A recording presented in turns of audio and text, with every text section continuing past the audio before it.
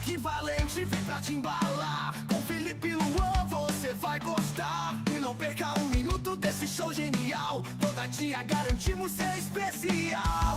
Tem surpresa escondida na telinha. Convidados e sorrisos na esquina. O melhor do entretenimento está aqui. Quando tá pronta pra te divertir.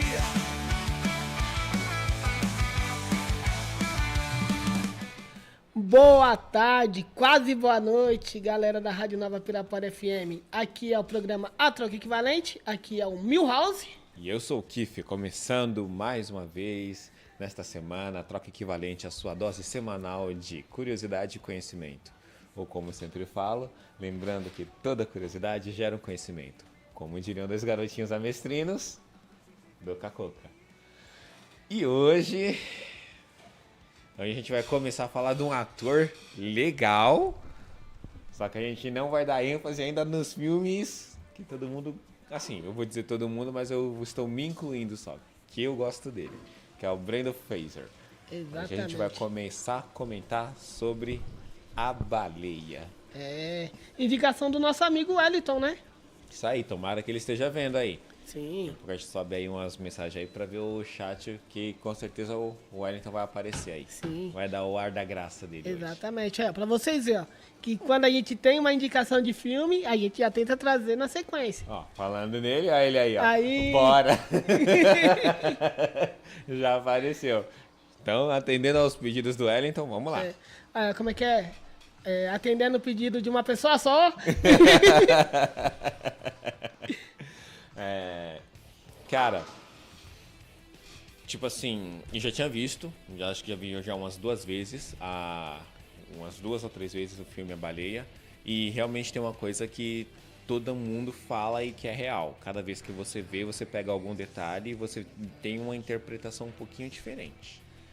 E dessas vezes eu peguei mais resumos pra dar uma olhada dele, e eu gostei do que me foi dito e do que me foi passado. Eu acredito que até um ponto de vista bem interessante de se falar com relação ao filme. Sim. Mas vamos começar pelo básico do filme. Vamos à bilheteria, né? Né? De A Baleia. Sim. Ou The Whale. Então, foi que nem a gente tava conversando de manhã, né? Que eu falei pra você que, mano, esse filme, ele não é só aquele drama normal, né? Ele Sim. tem aquele um pouquinho de cada coisa, né? Tem um pouquinho de luto que ele ainda tem um pouquinho de, tipo assim, ele querer trazer a pessoa que tava mais importante da vida dele pra mais perto dele. Sim. E são pontos que a gente vai acabar meio que conciliando isso, ó. Sim. O filme A Baleia de 2022, dirigido por Darren Aronofsky, nossa, caraca, estrelado por Brendan Fraser. Não vou falar o valor que ele arrecadou agora, vou começar pelo valor que ele foi estimado. A produção teve um valor estimado de 10 milhões e ele arrecadou 57,6, ou seja, fez quase 4 vezes mais o valor do orçamento dele. Sim. Então, tipo assim, muito bem. O filme fez 4 vezes o seu valor, rentável. Vale ressaltar que o filme ganhou nosso querido amigo, como diria o Otávio Gal, careca lustrado de ouro, por melhor ator pro Brendan Fraser e também melhor maquiagem, porque muita gente comentou até na época que o filme tinha saído, pô, o Brendan engordou muito e tal, mas por mais que ele engordasse, ainda não foi o suficiente para que ele chegasse ao patamar do personagem. Sim. Então houve muita maquiagem ali também em cima dele. Vale se ressaltar muito bem isso. Sim. Então levou o careca lustrado de melhor ator e melhor maquiagem. Sim. Que no entanto, até falando depois que ele fez o filme, né, em algumas entrevistas que ele deu falando sobre o filme, ele falou que aquela maquiagem demorava 4 horas para fazer e 1 hora para retirar tudo. Não, é como grandes maquiagens de muitos grandes filmes, sempre tem essa média. Quando é efeito prático, média de 3 a 4 horas. E, tipo, é 3 a 4 horas o ator sentado ali que nem um louco. E depois vai atuar mais 3, 4, 5, 8 horas. Imagina, você com aquele negócio no corpo. Exatamente. Nossa, pesado. Aqui a gente tem que aumentar um grande paralelo. Porque aqui eu vou comentar algumas coisas que eu ouvi. E que na época, pra mim, era referente ao Brendan Fraser. E depois que a gente começa a assistir o filme, a gente vê que é referente ao filme. Acredito que você também tenha tido isso. Sim. Muita gente falava que a interpretação que foi entregue foi tão boa do Brendan Fraser porque ele estava passando por uma situação de término de relacionamento com um companheiro dele. O que, na verdade, é o que acontece no filme. Exatamente. Não é o Brendan Fraser que era homossexual e tinha perdido um companheiro. Essa era a retratação do filme. Então, tipo assim, durante um bom tempo eu tenho que dizer que eu acreditei nessa tese. Eu acredito que você também deve ter ouvido isso. Muitas vezes. Muitas vezes. O povo confundiu a pessoa com o personagem. Então, cara, eu acho que até o que ele trouxe, vamos colocar assim, né? O que ele trouxe dele pro filme, eu acho que foi aquele sentimento de depressão. Porque Sim. ele ficou um bom tempo afastado das telonas, né? Sim. E depois ele... Não, e diga-se de passagem, ele ficou um bom tempo afastado das telonas e, como a gente tinha comentado já ao longo da semana, Brendan Fraser é um ator de filmes mais canastrão. Sim. Beleza, a gente tem um carinho imenso pela saga Múmia, mas não é uma saga de filme que é levada a sério. Exatamente. É uma saga de filme tipo Sessão Pipoca, Sessão da Tarde, esses Sim. negócios assim. Então é um filme bem canastrão. Aí você vai falar, mas ele já atuou em outros filmes. Beleza, George. George também é outro filme bem canastrão, comédia. Então você tirar um ator que, beleza, por mais que ele tenha ganho muito dinheiro com esses filmes, a gente tá tirando ele de um nicho bem comédia, anos 90, anos 2000, e colocando ele num filme totalmente de drama. Também traz aquele negócio que a gente fala. Às vezes a gente conhece um ator, mas a gente não sabe a real capacidade dele. Justamente. Nesse caso, o Brendan Fraser entregou muito. Sim. Até falando nesse ponto, eu vou até usar um outro ator, que também tem muito disso, que é o próprio Jim Carrey. Sim. Que nem o Jim Carrey, mano, ele pra fazer filme de comédia não tem melhor. Só que você pega alguns filmes dele voltado pra drama, meu amigo, o cara também arrebenta. Entendeu? Sim, isso é um fato. Então, assim, eu não entendo a academia do cinema aí, tipo Oscar, acho que até outras categorias aí, que não dá o seu devido valor aos filmes de comédia, né? Falam Não. que atores que fazem comédia, você pode ver, nunca é... Não, se você for pegar aí o Oscar, aqui não é uma crítica, mas tipo assim, a gente tem que dizer basicamente o que acontece. Existem muitos bons filmes, mas ou o filme é um filme cult, ou ele é um filme totalmente ficção, ou ele é um filme, sei lá, drama. Sim. Eu vou dizer por mim, não aqui agora talvez a gente esteja começando a subir o nível no canal. A gente vai tentar pesquisar para entender um pouco mais sobre as categorias do Oscar, mas tipo assim, melhores filmes, ou é um filme cult, ou um filme histórico, ou um filme de drama, ou um filme... eu diria que basicamente isso. Sim. Porque tipo assim, quando você escuta falar de... ou ficção, né? Ou ficção. Mas ainda assim, não leva a categoria de melhores filmes. Eu vou colocar aí basicamente Avatar. Não, além da de Yang, tá? E nem a de Korra. É Avatar mesmo o filme. É um filme de ficção. Ele leva algumas categorias do Oscar como melhor filme. Sim. Mas, tipo assim, é um filme totalmente voltado pra ficção. É irreal. É um universo totalmente criado para aquilo. Então, tanto que você vê que ele pode levar o Oscar de melhor filme, mas ele também leva de efeitos especiais e um monte de outras coisas. Então, é uma coisa que não existe. E os filmes que normalmente eu vejo que leva, que são fatos são fatos. São filmes tipo Titanic, fatos históricos. Sim. Ou então quando você entra um filme como drama, Gran Torino, que é Sim. do... Esqueço o nome do cara. Que é o cara que faz aquele... Bom,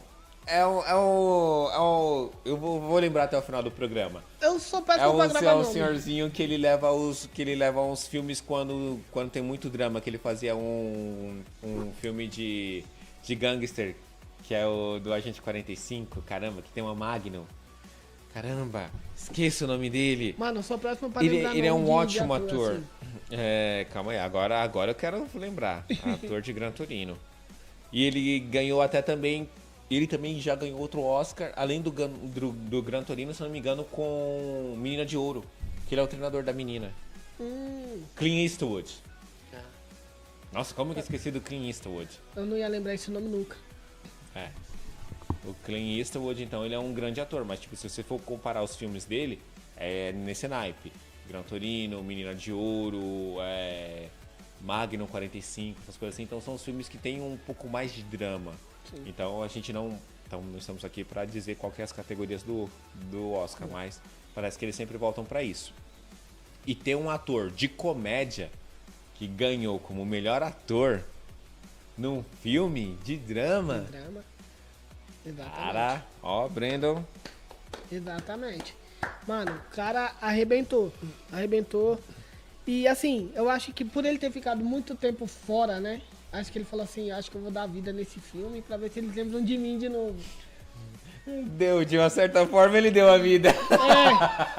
Né? Então, e assim, acho que ele lembrou dos tempos de que ele tava depressivo, que óbvio, ele teve depressão. Pra quem não sabe um pouco da história dele, né? No auge da fama, ele sofreu algumas coisas, né? E ficou fora da Hollywood, esqueceu um pouco ele, colocou ele na geladeira. Como todo grande ator, né? Se você não se comporta do jeito que a gente quer... Sim, é podado. Então... Vamos começar a análise de A Baleia. Exatamente, bora. O que a gente tem ali? Temos o Charlie. Isso. Ele é um professor, meia idade, volta aos seus 45, 50 anos, alguma coisa assim. E que ele tá passando por uma perca muito grande, que é a perca de uma pessoa que ele amava. Sim. Até aí, a história não é muito diferente. Só que a nuance da história começa quando você descobre que a pessoa em questão é um companheiro, um homem, e que ele já havia deixado a família dele por esse companheiro. Sim. Então, ele já era casado com uma mulher, teve uma filha, mas alguma coisa aconteceu ao decorrer do tempo e ele se relacionou com um homem e morava com esse cara. Muito feliz, sem nenhum problema, não teve nada, até que esse companheiro dele veio a falecer. Sim. E Isso... detalhe, esse companheiro dele era um aluno dele. Exato. Era um aluno dele. Isso trouxe para ele uma depressão muito profunda, a ponto dele não querer sair de casa. É aí que começa o famoso peso, sem a piadinha, que tem a piadinha, mas esse é o peso do filme. Sim. O que acontece? Enclausurado em casa, ele começa a dar aulas, professor de universidade, né? Começa a dar aulas em EAD e tudo mais. Só que ele começa a procurar a fuga dele de alguma forma. Ele quer expressar a dor dele de alguma forma. A princípio, o filme quer tratar pra gente que a forma que ele arrumou de expressar a dor dele é através da comida, da gula. Então ele come muito a ponto dele ficar obeso, com obesidade mórbida. Só que tem mais coisas aí dentro do filme além disso. Não é somente a isso que o filme se resume. Sim. Então, é óbvio que ele tava com a dor do luto, né? Sim. Então, assim, por ele... Em um estágio muito específico, né? Sim. Basicamente na depressão. Isso. Porque, como a gente sempre comenta, acho que eu já cheguei a comentar, acho que você também aqui, a gente já chegou a comentar, os estágios do luto são 5. Sim. Então, a pessoa tem que passar pelos 5 estágios do luto para realmente ter superado. Mas, um dos estágios é a depressão. Sim. Isso pode fazer com que a pessoa nunca saia. Sim. Então acho que juntou, tipo, o luto, né? Com a depressão e teve essa compulsão alimentar que gerou ele ter mais de 200 quilos. Certo. Então, mas assim, vamos colocar que ele chegou a esse ponto porque, pô, ele não tinha ninguém, né? Pra poder desabafar, pra poder conversar. Então, mesmo que ele tinha a cunhada, Sim. mais pra frente a gente vai falar dela. Tinha a cunhada ali dando aquele apoio. Mas eu acho que não tinha aquele apoio emocional, né? Porque você pode ver, mas ela é secona, ela é ali. Não, você tem que ser assim, entendeu? Mas aí eu acho que tem um outro ponto. Mas vamos continuar conversando, comentando a respeito. Ponto. Chegamos justamente nesse ponto de que ele tem obesidade mórbida e tal. Ele é muito consciente de tudo que aconteceu na vida dele. O Charles é muito consciente. Desde o ponto em que ele se envolveu com uma outra pessoa do mesmo sexo e que isso poderia acarretar alguns traumas, tanto na vida da companheira dele quanto da filha dele. Vale ressaltar isso. Ele é muito consciente. Sim. Ele tem uma responsabilidade emocional com essas duas que é fora do comum. Agora, ele não é responsável pelas atitudes que as duas pessoas tomam em questão. No caso, a ex-companheira dele e a filha dele. Justamente. Tanto que em nenhum momento ele não quis estar presente com a filha dele. Ele queria estar presente, só que a partir do momento em que houve o envolvimento dele com uma pessoa do mesmo sexo, a companheira dele quebrou e o único refúgio que ela achou foi em bebidas e pediu a guarda exclusiva da filha, ou seja, ela não deixou ele se aproximar mais da menina. Ele não tinha mais contato com a filha dele.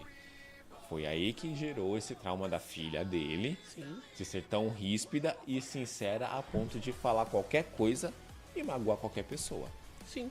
Porque ela não é rude, ela só é sincera ao extremo. Justamente. Então, ó, isso que eu vou falar, a pessoa, quem estiver escutando pode falar assim, pô, ele é contra essas coisas. Isso não vem ao caso. Mas assim, olha pra você ver. Isso também poderia acontecer se ele tivesse se relacionado com outra mulher. Sim. Ó, olha a atitude que ele tomou ocorreu na vida da filha e da mulher. A mulher virou dependente de álcool. Sim. A filha virou usuária de entorpecentes, né? Porque, tipo assim, ele largou dela, deixou a filha, né? Ela tinha 8 anos. Sim. Olha como que a cabeça de uma criança fica. Pô, o meu pai Saiu largou de em casa pra ficar com outro homem. Tipo, não, tipo assim, isso também poderia acontecer se ele tivesse saído e ter ficado com uma outra mulher. É um abandono da casa, É de o uma forma ou abandono da da outra. casa. É a forma do abandono, né? Exato. Então, tipo assim, Mas, como eu disse, vale ressaltar que, tipo assim, em momento algum, ele fez isso por... como que eu posso dizer? Deu os meus 5 minutos e eu vou fazer isso. Não. Ele acreditava que a pessoa com a qual ele estava indo se relacionar era uma pessoa, assim, era o grande amor da vida dele. Sim. E de fato era, porque se não fosse, ele não teria degringolado a ponto de ter uma obesidade mórbida. Sim. Isso é um fato. Então ele estava certo no sentimento dele. Justo. Mas, em nenhum momento, ele também não queria não ser responsabilizado pelas atitudes que ele tinha com relação à família anterior. Tanto que ele tentava estar presente com relação à ex-esposa e com a filha dele. Justamente. Que a única coisa que trazia, tipo, o aconchego dele com a filha, porque ele não podia ver. Mas o que trazia aquele... Eram as lembranças, as que ele lembranças, tinha. a redação que ela escreveu. Em especial, essa redação da Moby Dick, né? Sim. Porque, tipo assim, ele... Aqui a gente coloca um paradoxo que eu achei bem interessante que trouxeram em uma explicação em que, tipo assim, desde que houve a perca do companheiro dele, ele passou a ver o mundo através de telas e também por conta da obesidade mórbida. Sim. Então, tipo assim, ele nunca via o mundo como uma pessoa livre. Ele sempre via através de uma janela. Fosse a janela da casa dele, fosse a janela do computador quando ele estava nas aulas. Então, tipo assim, ele mesmo se enclausurou por conta dessa depressão. E houve o fator da obesidade por conta disso. Sim. Mas ele tinha consciência do que ele poderia enfrentar lá fora. Tanto que ele desligava a câmera na hora de dar as aulas, sempre relatava que era um problema, alguma coisa. Então, tipo assim, ele tinha consciência do que estava acontecendo com ele, mas ao mesmo tempo ele não queria lutar para sair disso. Ele sabia que ele estava mal, ele sabia que ele estava depressivo, mas ao mesmo tempo ele também não queria lutar. O que ele queria era, sim, uma redenção pelas coisas que ele pode ter feito de errado. E a única coisa que ele conseguia ver que ele tinha feito de errado era traumatizar a filha dele. Sim. Ele acredita que o trauma que ele trouxe para a filha dele foi muito grande, então ele queria reparar. Tanto que é o que ele fala, eu quero ter a certeza de que eu fiz uma coisa certa na minha vida. Sim. E essa coisa certa é fazer com que você seja uma pessoa melhor. E é o que ele tenta fazer nesses últimos momentos dele de vida. Sim. É que assim, o filme, ele se passa, vamos colocar assim, né? Na última semana de vida dele, né? Sim. Tipo, começa numa segunda e termina na sexta. Então, tipo assim, o decorrer do filme é durante uma semana. Então, assim, você vai ver que ele tem picos, né? Sim. Ele tem picos. Tipo, tem hora que ele tá... Tem hora que ele tá feliz, não alegre, né? Ele tá feliz, tem aqueles momentos de felicidade quando a enfermeira tá junto com ele. E tipo, ela brinca, ela sim. Mas você vê que também os momentos de angústia dele São intensos pra caramba. Muito intensos. Então, assim. Não, a parte do. Cara, a parte que eu acho mais pesada é realmente tipo. Você vê que ele. Como eu falei, ele tem a consciência. Ele sabe que ele tá se afundando, mas ele tá ali comendo sorvete, cara, e chorando. Sim. Ele tá comendo sorvete, pô, isso aqui faz mal pra mim, eu não devia estar fazendo isso. Mas eu não consigo parar. Exatamente. A pizza, quando ele pede, essas coisas assim também, cara, é muito... O pessoal vai falar, mas ele que escolheu, beleza, mas ele já tá num ponto que ele sabe que ele não consegue mais retroceder, não importa o que ele faça. Justamente. Ele simplesmente só aceita. Justamente. Então, assim, você vê que o legal desse filme também, vamos colocar assim, que você, mesmo que você esteja assistindo, mas você consegue se colocar no lugar dele. Você fala, pô, mano, esse negócio Então, você sofre junto. É uma coisa que foi dito em um dos reviews que eu vi. É por isso que a câmera foca tanto na casa dele de uma maneira fechada, para você se sentir parte daquilo. Sim. Então você não tá vendo somente a história dele transcorrendo, é como se ela estivesse acontecendo através dos seus olhos. Sim. Tanto que você pode ver que os quadros às vezes não são quadros de tipo, tô frente a frente com o Brendan Fraser, não. Tem hora que dá um quadro e você vê a casa. Justamente. Então, mano, e a forma que foi gravado, porque não é na tela cheia. Mano, é só aquele quadradinho assim, ó.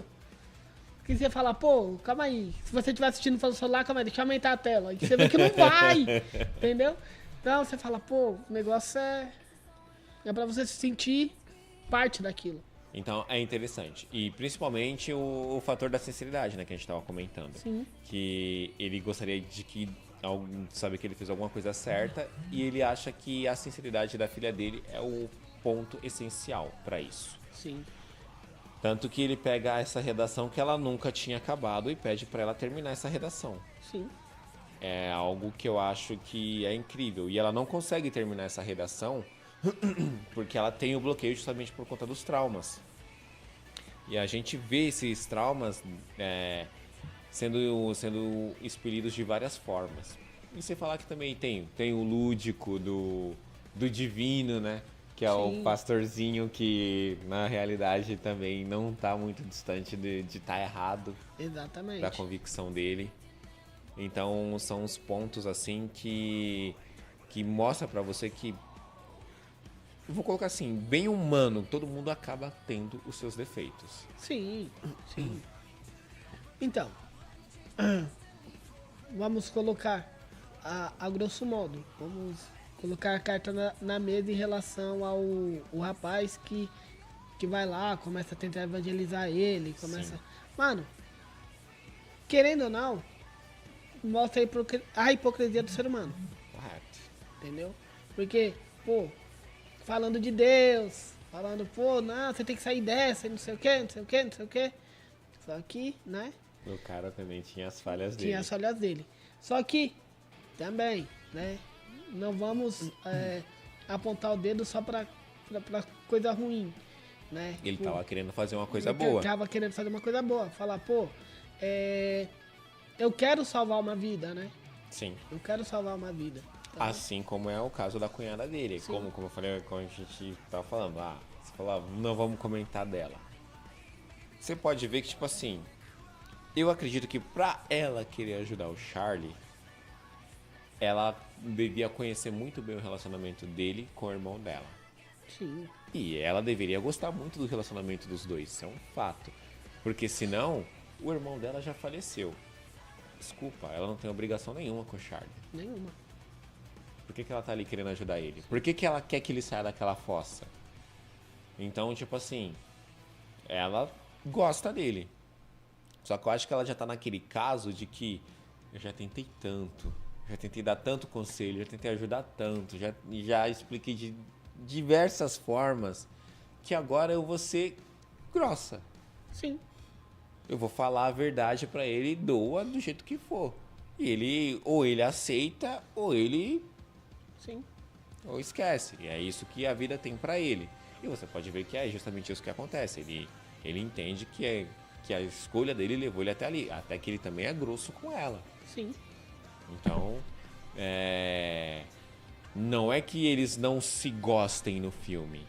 Mas é simplesmente que ela já tentou tanto mudar ele, fazer com que ele enxergue, que ela não consegue mais ver alternativa. Então, tem até uma parte que ele se engasga, né? Que Sim. ele começa a se engasgar.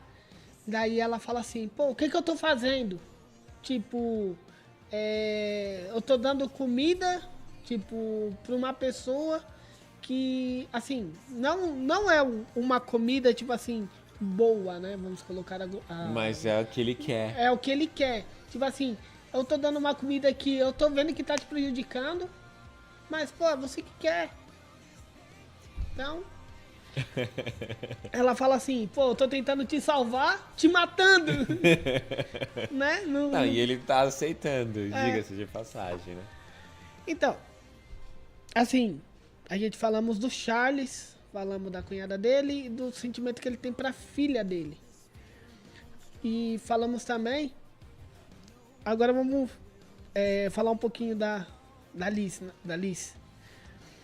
A carga emocional dela é pesada ao ponto. Acho que ela ajuda o Charles também, por quê? Porque ela sente não só aquela. Vamos colocar assim, que ela sente um pouco de culpa. Porque, como ela própria diz, né? Que quem matou o irmão foi o pai. Mas não matou, tipo assim, foi lá, pegou uma arma e matou. Mas, tipo, enchendo a cabeça dele. Pô, você tá errado, porque, como ela disse, que a família dela é Cristã. uma família de dentro da igreja, uma família cristã, que tipo assim, pô, isso tá errado e não sei o que, você tem que voltar pra igreja. Não deixou ele viver a Não felicidade deixa dele. isso. Então, o irmão acaba ceifando a própria vida. Então, assim, eu acho que também ela ajuda o Charles, acho que por causa disso, que ela fala assim, pô, a minha família teve culpa. Entendeu? Fato. Não, é um ponto muito bom, sim. E não pode ser discordado. Porque para uma família cristã de extrema direita, né, vamos colocar assim, é uma abominação isso daí. Sim. Então, eu não sei se eu levantaria a bandeira da culpa com relação à família, mas eu acho que sim, muito válido, muito válido. Não, tipo assim, levantar a bandeira por causa da família, mas, pô, caramba, ele era o companheiro do meu irmão. Se fosse o contrário, será que ele não. Será que alguém, vamos colocar assim, que alguém não estaria fazendo a mesma coisa pelo meu irmão? Então eu vou fazer por ele. Possível. Mas é aquele caso, né, que tipo assim, não é caso, mas é tipo... Quando os dois se envolveram, eles tinham plena ciência de que eles iam enfrentar dificuldades. Sim. Fossem juntos ou sozinhos. Isso é um fato. Então, é muito válido, sim. Eu não sei se isso amenizaria o fator dela estar cuidando do Charlie por culpa. Eu colocaria até mais mesmo do porquê que ela viu a felicidade do irmão. E viu que o Charlie era feliz com o irmão. Então, se ele já foi feliz com o irmão dela, por que ele não pode voltar a ser feliz com a outra pessoa? Sim. Ela criou um carinho por ele. Querendo ou não, de uma certa forma, ela viu ele como da família. Então ela queria continuar vendo ele feliz. Com certeza.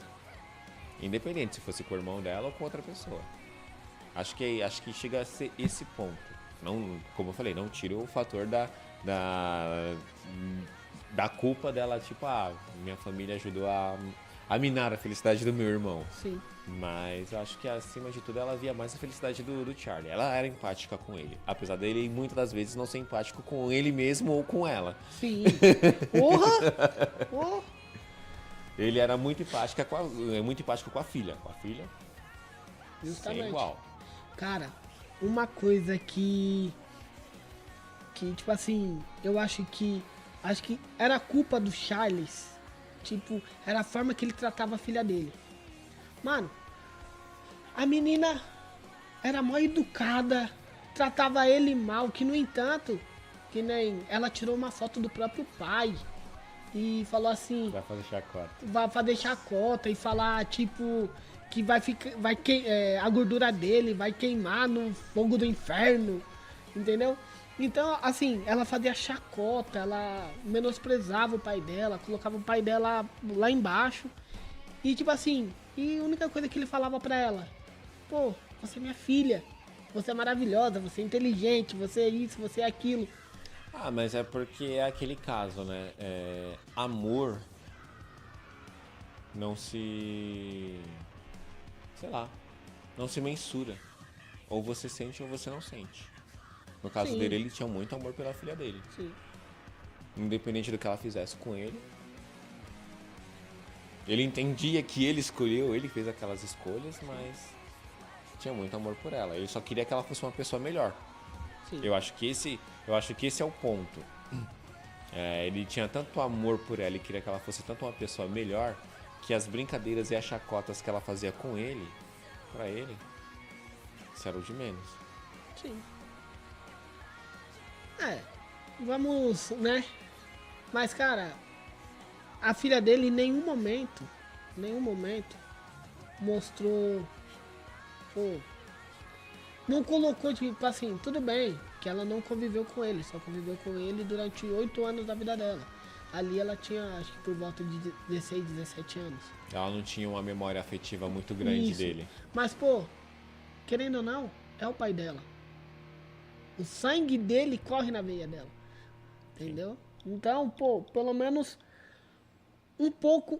Bem que na realidade nem com a mãe dela, né? Ela não tinha tanta afeição com a mãe dela.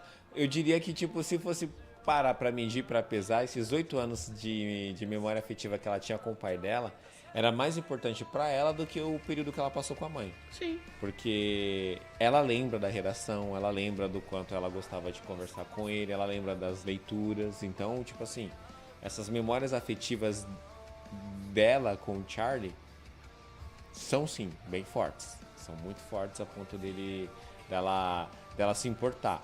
Só Sim. que o trauma que ela carregou por conta desse abandono foi tão grande que ela achava que ela estava no direito de menosprezar e machucar o pai dela. Mano, então, assim, o filme todo é dando porrada. Que, no entanto, o único momento que ela chama de pai, É quando ele tá prestes a morrer. precisa morrer. Que, no entanto, ela fala assim, então, já que você quer que eu chegue perto de você, levanta, vem até mim. É quando ela tá na porta, né? Mas aí é que tá.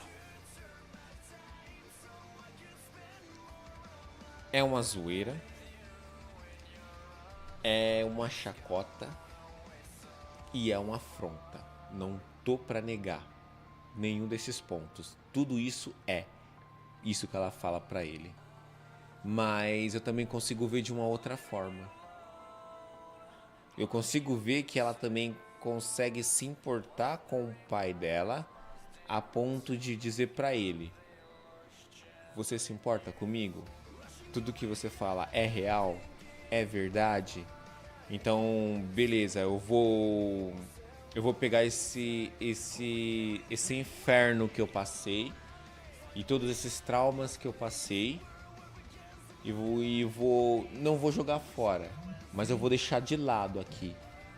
E você quer realmente dizer que tudo isso que você sente por mim, esse amor que você sente por mim é real? Levanta e vem até mim. Isso também é uma forma de dizer: melhora, se cuida. Porque se ele se empenhasse em se cuidar, beleza, vamos colocar aqui que a gente tá vendo a semana final de vida dele. Sim.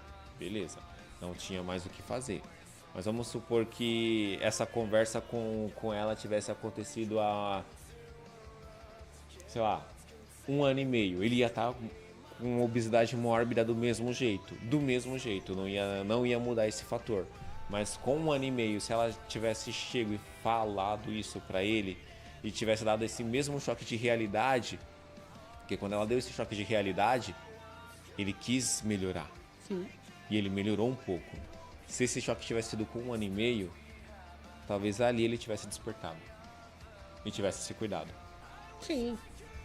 Não tiro esse mérito, entendeu? Mas a chacota, Sim, né? Pô, ela sabia que ele não ia conseguir. sim, isso é um fato. Mas, pô, beleza. Você quer? Vem.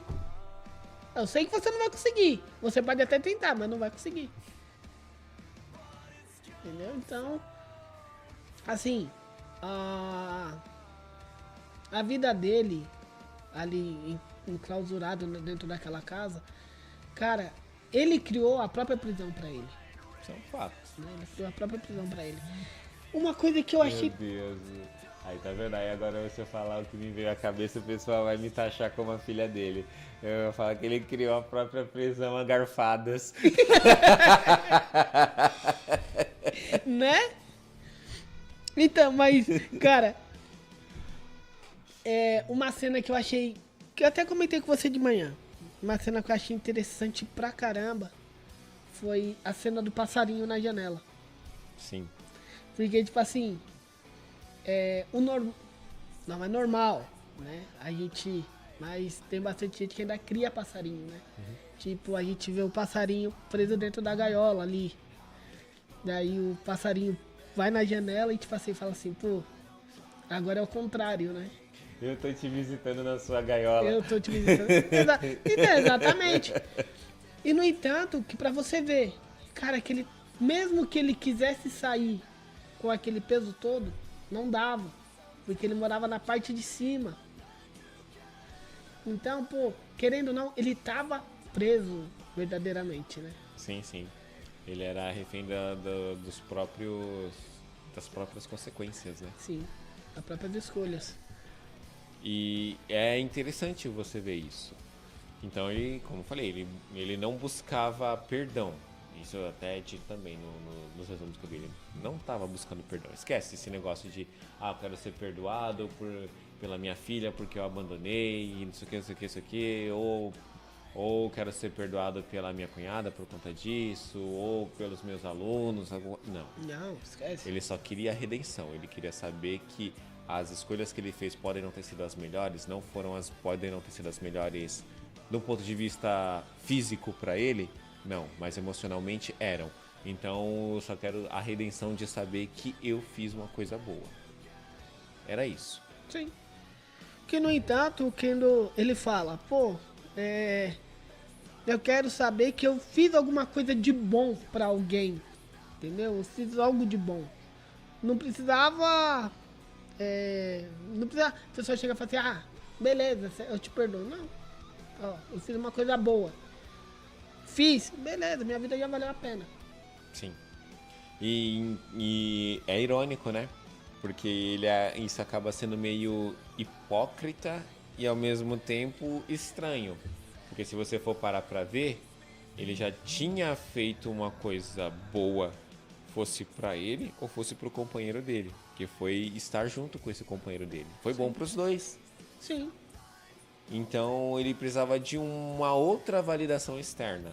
Só o que ele tinha vivido pra ele, até então, ainda não era o suficiente. Sim, mas eu acho que a validação que ele queria, tudo, vamos colocar assim, poderia vir da cunhada, poderia vir do menino que tava ali, poderia vir até do companheiro dele. Mas ele queria a validação da filha. Exato, era esse ponto que eu queria chegar. Eu acho que realmente era essa validação, né? Então, dessa pessoa específica. Sim, porque, como eu falei, todo mundo ali era importante pra ele.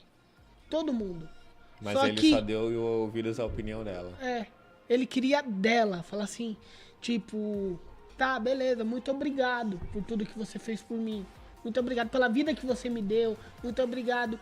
Tudo bem que você nunca viveu muito comigo, mas muito obrigado pelos 8 anos que você participou da minha vida. Ele queria isso. Ele não queria, beleza, eu te perdoo por tudo que você... Não. Valeu, muito obrigado. Isso pra ele já tava ótimo. E que, diga-se de passagem, é algo que ele consegue, é o que a gente acha, porque aí cai naquela parte de licença poética, né? A licença poética que é complicada nesses tipos de filme. Porque a gente vê que a filha dele, no final, ela termina a redação da Moby Dick. Sim. E ela termina justamente no ponto em que Moby Dick traz o ponto ápice pra gente. Eu esqueci até o nome do capitão, acho que é Hork, o capitão da Moby Dick, eu não lembro. Mas, tipo, o final de Moby Dick, o capitão entende que não interessa o quanto ele amaldiçoe a baleia, ele queira acabar com a vida da baleia, ou quantos barcos ela destruiu, ou a perna dele, que se não me engano ele perde a perna durante o filme, durante o livro da baleia, do Moby Dick. Não interessa isso. O que ele não consegue é viver sem ter a caça a Moby Dick. Ele não consegue viver sem a baleia. Sim. E a baleia não tá fazendo nada de errado. Ela simplesmente está vivendo a vida dela. Sim. E é justamente aí que dá o estalo na filha do Charlie. Sim. Cara, meu pai não fez nada de errado. Ele apenas quis viver a vida dele do melhor jeito que ele achava que é pra ele. Tanto que é quando ela fala no final da frase, ela, do mesmo jeito que o capitão não podia culpar a Moby Dick, eu também não posso culpar a minha baleia. Exatamente. Então, cara, isso daí foi a virada de chave, né? Só Sim. que já era tarde. Exato. Aí, como eu falei, vem a licença poética. a gente vê o Charlie na casa levantando e andando indo em direção à filha. Aparentemente ela chegou na porta e leu a conclusão da redação da Moby Dick pra ele. Sim. Mas ele começa a andar e ele começa a flutuar. Ali ele tá se despedindo. Sim. Agora a gente não sabe se a leitura da Moby Dick completa realmente é a filha dele propriamente naquele momento pra ele, ou são os momentos finais que não é idealização poética do que tá acontecendo. Exatamente. Que, no entanto, pra você ver, ó. Ele levita. Exato. Uma pessoa de 200 e poucos quilos levitar. Quer dizer o quê? Não é o corpo, mas é a satisfação de dever cumprido. Exato. Tipo, meu dever foi cumprido, então... Ela entendeu. Ela realmente entendeu agora tudo que aconteceu. Exatamente. Então, cara, quando é que você falou? A licença poética aí foi bonita. Foi aquele ponto final clássico, né? Dos filmes de drama. Não, e pela primeira vez, normalmente o filme de drama tende a fechar com lembranças bonitas, mas um fim trágico. Sim. Não que o fim de A Baleia aqui não seja trágico. É trágico. Muito. Mas, tipo, eu diria que dos dramas, é aquele que mais te dá a intenção de que ele morreu feliz. Eu vou colocar aqui, como a gente comentou logo no início do Clint Eastwood, em Menina de Ouro, quando a boxeadora morre, cara, é triste pra um caramba, mano. Sim. Porque, tipo assim, ela morre incapaz. Ela tá tetraplégica. Uma menina que ganhou luta, saiu do nada ao tudo, morre sem poder fazer nada por ela. Justamente. Então, tipo assim, é bem pesado isso. E já que na Baleia é pesado também, o fator do Brendan Fraser estar morrendo e dele ter morrido, mas ele morreu sabendo que a filha dele já ia ter uma outra perspectiva. Por mais que ela tivesse traumas, agora ele poderia vislumbrar que ela ia conseguir, sei lá, externar melhor esses traumas, conviver com eles, conseguir falar com eles e não simplesmente ferir as pessoas ao redor dela. Sim. Então, cara, no contexto geral, né? O filme, ele não quer só retratar o peso, né? Por mais que tenha retratado o peso da não. situação. Não retratar, tipo... Também. Não retratar o peso Do personagem. do personagem em si, entendeu? Mas, tipo assim, mostrar além daquilo, né? Além do peso, além da gordura, entendeu? Tipo assim, falar assim, pô, ele é daquele jeito, mas tem um porquê de ser daquele jeito. O problema é que vai rolar piada de todo jeito. Óbvio. Porque, tipo assim, o personagem, beleza, ele tá com obesidade mórbida, mas não é o fator necessário, mas é um personagem de peso. Muito peso. E a gente não tá falando aqui de quilos. Né? Não só o personagem, como o ator também é de peso. Então, realmente, ele transmite toda a questão da depressão em si e de você não ter passado pelo luto por completo, né? Sim. Isso é bem complicado. Mas a aceitação dele, eu não... Sei lá, eu não consigo ver se essa aceitação dele no final foi correta, se ela não foi correta. Porque boa parte do filme a gente vê ele depressivo justamente por conta disso. Então sei lá, é estranho você ver isso retratado de uma forma tão, assim, não vou dizer não é ruim, mas de uma forma tão nua e crua. Ele realmente pegou toda a depressão e todo o estágio ruim e retratou de uma forma fidedigna de uma pessoa que está sofrendo. Ó, o Vitor resolveu aparecer, ó. Salve aí, Vitor. Salve, Vitor. Então, é um filme, fora as piadas, né, de peso, e que você consegue sentir essa tensão do filme, do início ao fim. E você consegue ter empatia com o personagem, sabendo que ele tá passando por um momento difícil. Sim. Assim, você assistindo o filme, você sente aquela angústia, né? Aquela vontade de, pô, vou lá ajudar, né? Porque você se coloca dentro do filme, você se coloca. E detalhe, você se coloca tanto que você vê justamente o que acontece. Todo mundo quer ajudar o Charlie. Só que até você mesmo, só que você, como espectador, tá como todo mundo. Todo mundo quer ajudar, mas ninguém pode fazer nada. Justamente. E fora sem contar a não aceitação, né? Porque ele não se aceita daquela forma, mas ele está daquela forma. E o pior, ele sabe que está daquela forma. Tanto que quando ele abre a câmera, é um fator muito importante de se lembrar. Quando ele abre a câmera para os alunos, você tem ali um misto de vários sentimentos, inclusive hipocrisia de vários alunos, umas coisas assim. Sim. Porque todas as reações que ele tinha medo que acontecessem com ele, caso ele viesse a público ou se mostrasse daquele jeito que ele tá, aconteceram ali. Tem aluno que sente pena, tem aluno que fica irritado, tem aluno que começa a tirar chacota com ele. Então, tipo assim, e aquele baque, você vê que é outro ponto, outra virada na qual ele começa a desabar, ele começa a chorar. Sim. Ele já sabia que aquilo ia acontecer, mas ele não queria algo dentro dele, assim, não vou dizer que achou que não ia acontecer, mas algo dentro dele poderia pensar que a aceitação seria um pouco melhor. Sim, que no entanto, até o próprio entregador de pizza, né? Sim. Que tenta criar uma amizade com ele. Pô, eu trago pizza aqui todo dia, mas eu nunca vi a pessoa pegar. Então ele se apresenta, não sei o que, o Charlie se apresenta pra ele também, só que tudo atrás de uma parede. E chega um certo tempo que ele fala assim, vou deixar a pizza aqui. Só que ele espera o Charlie sair.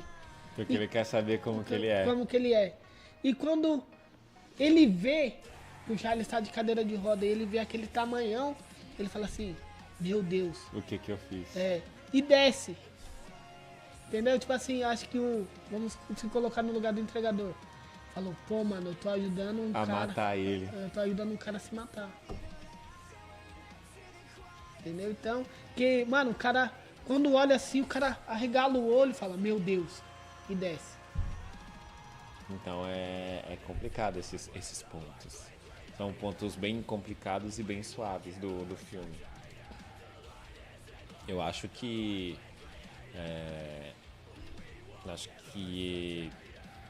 Cara... Nesse quesito, como eu disse, retratar a depressão e a decadência de uma forma tão nua e crua é perturbador. Chega a ser até mais perturbador do que se você tivesse visto um filme de terror com o pessoal jorrando sangue, perdendo cabeça e não sei o que. Porque é essa sensação de incapacidade de ajudar a pessoa que deixa a situação intragável. Sim, muito. Porque a gente começa a trazer pra nossa realidade. Quantas pessoas não tem que a gente conhece que é assim? Exatamente. Então, a gente começa a colocar um pouco a mão na consciência. Fala, pô, mano, às vezes a gente vê pessoas nessas condições, a gente torce o nariz, a gente olha, mano, mas a gente não sabe o que a pessoa tá sofrendo.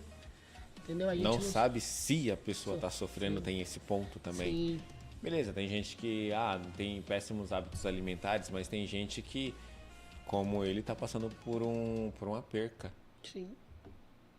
Então tem N fatores, né, pra esse tipo de condições. E faz a gente pensar muito. Ó, foi mais sério o programa hoje. Caramba. Teve algumas piadinhas, mas foi mais sério. Nem todo programa vai ser assim. Esperamos, né? Sabe o chapeleiro de novo?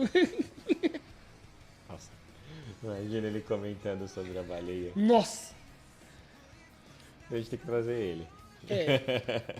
Então, rapaziada, o nome do filme, a gente pode falar assim, pô, A Baleia por causa do Charles.